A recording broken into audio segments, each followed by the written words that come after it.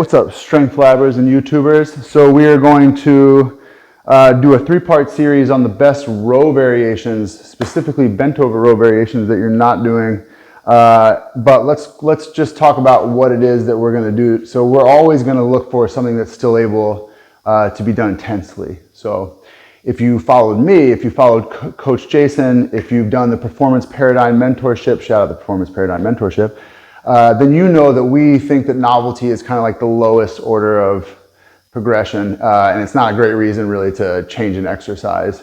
But if it's able to be done with some intensity, if it's stable, if it's something where they've got some skills, but it's going to be stimulating overall, then we'll go ahead and change it. The bent over row isn't such a critical exercise for a lot of things, but it checks a lot of boxes.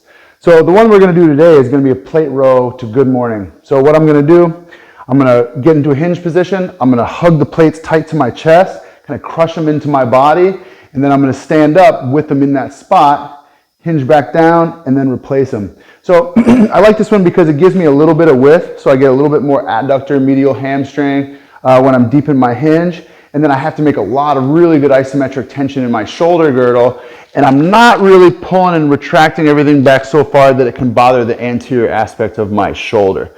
So it tends to be really well tolerated for most people. Let me do a couple reps and then you'll see what I mean. So I'm going to take a stance that I know I'm not going to run into my legs. I'm going to hinge over. I'm going to pull it right to my chest. Stand. Back down. Here, you got to wait till you get all the way to your hinge before you start letting those arms go.